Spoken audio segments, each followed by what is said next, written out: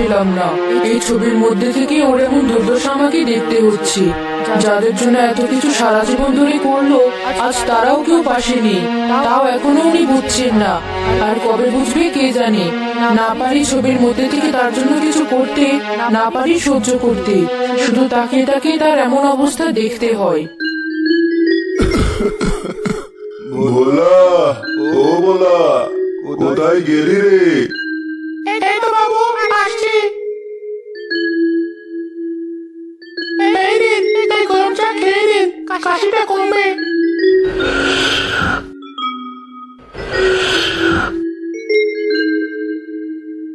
আপনি একটু বসুন, আমি ডাক্তার বাবুকে ডেকে নিয়ে আসছি। আরে না, তার আর দরকার নেই। ডাক্তার এসেও যা, না এসেও তাই। আমার শরীর আর ভালো হবার নয় রে। তুই এত এদিক ওদিক ছোটাছুটি করিস না বাপু। তুই ছাড়া তো আমার পাশে এসে বসার মতো আর কেউ নেই। আর তুই না থাকলে আমার ভালোও লাগে না। অত কাজ করতে হবে না তো। তুই আবার কাছে থাক, আর বেশি দরকার হলে আরো একটা কাজের মানুষ নিয়ে আয়। তার দরকার নেই বাবু, কাজের ফাঁকে যতটা সময় পাই সবটাই আমি আপনার পাশে থাকার চেষ্টা করি। আগে তো মাঝে মাঝে বাড়ি যেতাম, এখন আর তাও যাই না। হ্যাঁ, তা তো আমি জানি।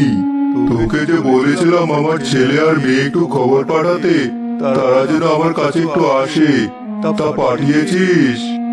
হ্যাঁ বাবু, পাঠিয়েছি। বলেছে কাজে ব্যস্ত আছে, তারা সময় পেলেই চলে আসবে। কবে যে আর তাদের আসার সময় হবে কে জানে। বাবু, দুপুরের খাবার রান্না করতে হবে, আপনি আবার বসুন। ঠিক আছে, একটু বারান্দায় গিয়ে বসি। এই ঘরে থাকতে থাকতে মনটা কেমন বিষিয়ে উঠেছে। জমিদার বাবুকে কি করে বলি তার ছেলে মেয়েরা এমুখো হতে চায় না, তারা নানা অজুহাত দেখায়।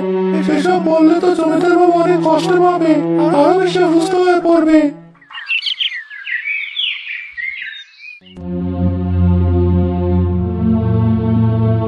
বাজার থেকে এমন মুখ গোমরা করে ফিরলে যে, কি হয়েছে?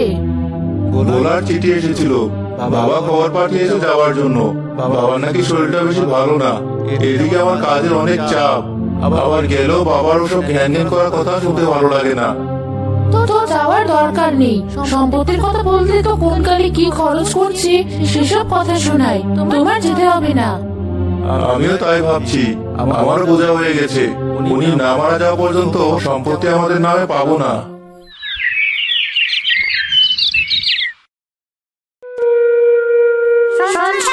বাবা চিঠি এসেছে, যেতে বলেছেন একবার।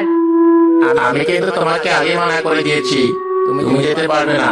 এবার কিছু টাকা দরকার হয়েছিল বলে গেলাম। তোমার বাবা বললেন তার কাছে নাকি টাকা পয়সা কিছু নেই। বললাম তাহলে একটা জমি বিক্রি করে হলেও কিছু টাকার ব্যবস্থা করে দিতে, কিন্তু তিনি তা দিলেন না। কবে কি দিয়েছেন আরো সেসব কথা শুনিয়ে দিলেন। শুধু কি তাই, আমিও তো কতবার গেলাম, বললাম আমার সম্পত্তি আমাকে বুঝিয়ে দিতে, কিন্তু তিনি তা দিলেন না। তারপর থেকে তো আমিও আর যাই না। হ্যাঁ, যেতে হবে না। যেদিন সম্পত্তির ভাগ হবে সেদিন যাবো, তার আগে না। এক সময় এই বারান্দায় কত বসে থাকতাম। আমার গিন্নি চা করে নিয়ে আসতো। কি দিন ছিল আমার। গিন্নি বড্ড ভালো ছিল, কিন্তু ছেলে মেয়েদের মতো সেও আমাকে একা করে চলে গিয়েছে। তারই বা দোষ দিই কি করে? আবার নিজের কর্মফল আমাকে একা ভোগ করাতেই হয়তো উপরওয়ালা তাকে আমার কাছ থেকে নিয়ে গিয়েছেন। একটা সময় আমার আশেপাশে কত মানুষ থাকতো, কত প্রভাবশালী মানুষেরা আমাকে ঘিরে থাকতো। আর এখন আমি একা, একেবারেই একা। নিজের ছেলে মেয়ে পর্যন্ত আমার কাছে নেই। নিজের ক্ষমতা আর অর্থের জন্য আমি মানুষকে মানুষ মনে করতাম না। আবার এমন পাপের ফলে কি আর উপরওয়ালা আমার গিন্নিকে ভাগিদার করবে? মানুষটা এতদিন পর এসব ভেবে এত কষ্ট পাচ্ছি। আমি তো এতদিন এটাই চেয়েছি উনি নিজের ভুলটা বুঝুক, কিন্তু আজ জনের কষ্ট দেখে আমার নিজেরই অনেক বেশি কষ্ট হচ্ছে। এসব বলতে বলতে জমিদারের চোখে পুরনো সব স্মৃতি ভেসে ওঠে।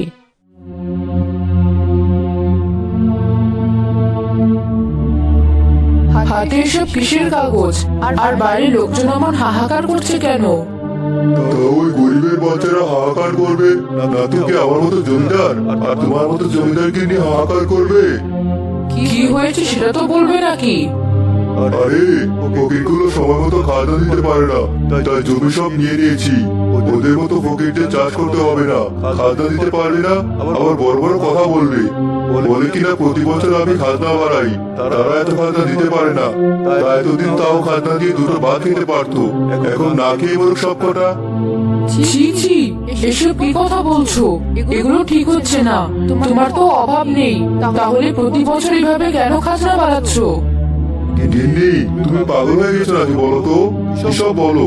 আমার ছেলেকে বিদেশ পড়াতে পাঠাতে হবে, মেয়েকে উচ্চ বংশ থেকে বিয়ে দিতে হবে, তার জন্য টাকা লাগবে, বুঝলে? টাকা লাগবে। আর খাজনা না বাড়ালে আমি কি করে চলবো, সে কথা তুমি ভাবলে না? মানুষকে এভাবে কষ্ট দিয়ে সে টাকা এনে নিজের ছেলে মেয়েকে ভালো রাখা যায় না, আর নিজেও ভালো থাকা যায় না। থামো, নিজের ছেলে মেয়েরাই সব, বুঝলে? বুড়ো বয়সে তখন তো তারাই আমাদের দেখবে। তুমি এসব নিয়ে আমার সাথে কথা বলো না। রহিম, এই রহিম। হ্যাঁ বাবা, বলো কি হয়েছে? তোর বিদেশে পড়তে যাওয়া সব টাকার ব্যবস্থা হয়েছে, এবার তুই নিশ্চিত হয়ে বিদেশে পড়তে যাবি। ছেলেকে বিদেশে পড়তে পাঠাবে, তাতে আমার কোনো কষ্ট নেই, কিন্তু গায়ের মানুষকে তো কষ্ট দিয়ে তুমি ঠিক করলে না।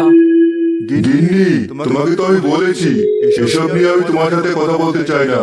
আর একটা কথা তোমাকে বলতে ভুলে গেছি, আগামী সপ্তাহে শুক্রবার আমাদের মেয়ে লতার বিয়ে। কাল থেকে বিয়ে সব আয়োজন শুরু হবে। এভাবে জমিদার লোকজনের থেকে জোর করে বেশি বেশি খাজনা নিয়ে নিজের ছেলেকে বিদেশে লেখাপড়া করতে পাঠায়, আর ধুমধাম করে মেয়ের বিয়ে দেয়। ছেলে লেখাপড়া শেষ করে দেশে ফিরলে তারও বিয়ে দিয়ে দেয় জমিদার।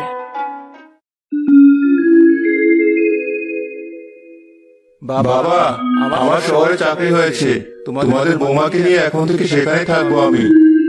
সে কি কথা রে? এখান থেকে তো শহর বেশি দূরে নয়, তাহলে কেন শহরে থাকতে হবে?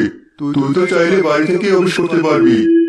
না বাবা, তোমার এখন জমিদারি শেষ হয়ে গেছে, তেমন টাকা পয়সাও নেই, তাই আমি ঠিক করেছি আমরা আলাদা থাকবো। আর আমার টাকা দিয়ে যে সংসার চালাবো তা তো সম্ভব নয়। আমাদেরও তো একটা ভবিষ্যৎ আছে, তাই না? আর এখানে আমার ভালো লাগে না, তাই আমরা এখানে থাকবো না।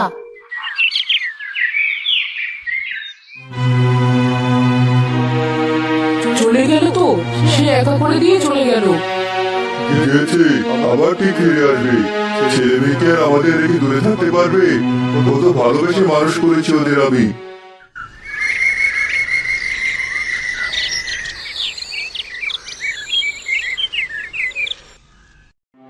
আজ কতদিন হয়ে গেল, ছেলে মেয়ে দুটো আর কোনো খোঁজই তো নেয় না।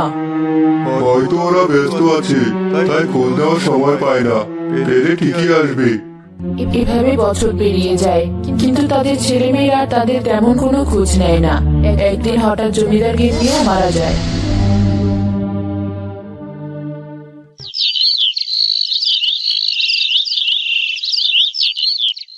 গিন্নি, তুমি আমাকে একা করে চলে গেলে, এবার আমি কি করে বাঁচবো বলো? আমি তোমাকে ছেড়ে চলে যাইনি, এই দেখো ছবির মধ্যে আমি আছি। তোমাকে রেখে কি করে চলে যাব আমি?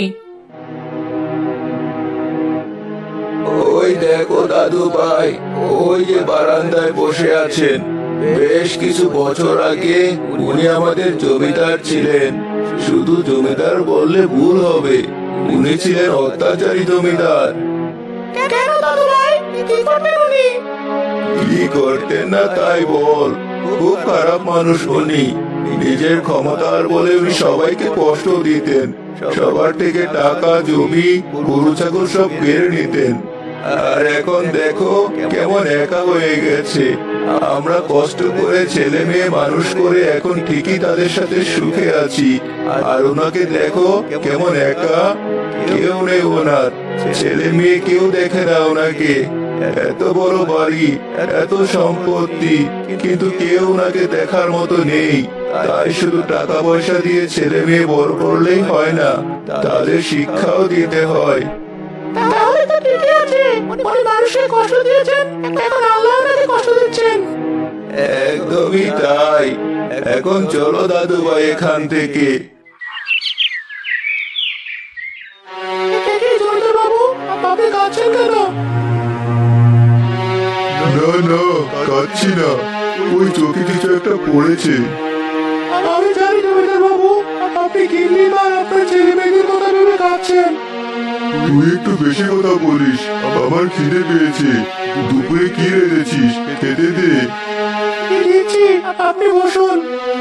এতদিন আমি এই দিনটার অপেক্ষায় ছিলাম। উনি এতদিনে নিজের করা সব ভুল বুঝতে পারছেন। এবার যত তাড়াতাড়ি সম্ভব বাকি কাজগুলো শেষ করে ফেলতে হবে। জমিদার বাবু, দুপুরের খাবার তো খাওয়া হয়ে গেছে, এবার আপনি বিশ্রাম নিন। ঠিক আছে। এবার তুমি সবার সবকিছু ফিরিয়ে দাও। এ কি গিন্নি, তুমি তুমি এখানে কিভাবে? এতদিন কোথায় ছিলে তুমি? আমি সব সময় তোমার কাছেই ছিলাম। আমি সব দেখেছি, সব জানি। তুমি আর দেরি করো না। যে যা পায় তুমি তাদের দিয়ে দাও। আমি এবার আসি। চলে যেও না গিন্নি। তুমি যা বলছো আমি তাই করব। তবুও তুমি আমাকে ছেড়ে আর যেও না। এই পৃথিবীতে তোমাকে ছেড়ে আমি বড্ড একা হয়ে গেছি। তুমি তোমার কাজ শেষ করো। সময় মতো এসে তোমাকেও আমার সাথে নিয়ে যাব।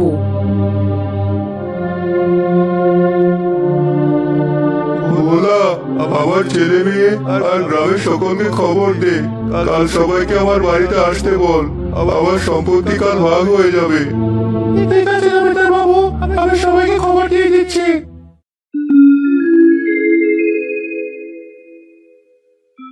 যাক, এতদিনে তাহলে তোমার বাবা হুঁশ ফিরেছে। তা যা বলেছো। এবার বাবার সম্পত্তি পেয়ে গেলে সেসব বিক্রি করে এনে সবার বাড়ি করব।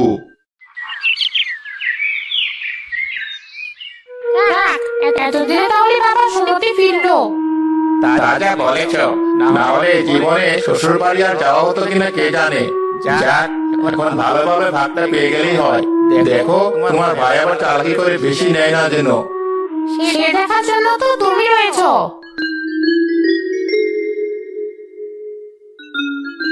বাবা, জমি ভাগ হবে আমাদের। তা তুমি পুরো গ্রামবাসীকে কেন রেখেছো? দরকার আছে তাই ডেকেছি। চুপ করে বসে থাক এখানে। এখানে যে কাগজগুলো রয়েছে, নাম ডেকে ডেকে যার যারটা তাদের দিয়ে দাও দেখি। রহিম সবার কাগজ সবাইকে দিয়ে দেয়।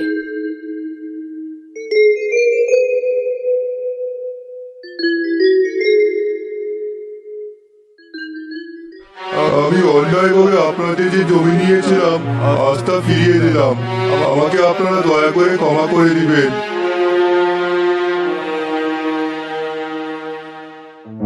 আমাদের সম্পত্তি তাহলে কোথায় বাবা? আমাদের জন্য তো কিছু নেই বাড়ি ছাড়া। নেই, কিচ্ছু নেই। এই বাড়িও না। এগুলো যাদের তাদের আজ আমি বুঝিয়ে দিলাম। আর এই বাড়ি আমার ছিল, কিন্তু এটা আমি ভোলাকে দিয়ে দিয়েছি। কারণ যে সময় আমার ছেলে মেয়েদের আমার পাশে থাকার কথা ছিল তারা আমার পাশে ছিল না। তাই যে ছিল আমি তাকে তা দিয়ে দিয়েছি। গিন্নি, আমি আমার দায়িত্ব শেষ করেছি। এবার তুমি আমাকে নিয়ে যাও তোমার কাছে। হঠাৎ জমিদার মারা যান। বাবা, ও বাবা, কথা বলো। আমরা আমাদের ভুল বুঝতে পেরেছি বাবা। আমরা তো অন্যায় করেছি, আমাদের প্রায়শ্চিত্ত করতে দাও। তুমি আমাদের এভাবে ছেড়ে যেও না। জমিদারের ছেলে মেয়ে নিজেদের ভুল বুঝতে পারে। তারা একটি বৃদ্ধাশ্রম খুলে, যার নাম হয় জমিদারের আবাসস্থল।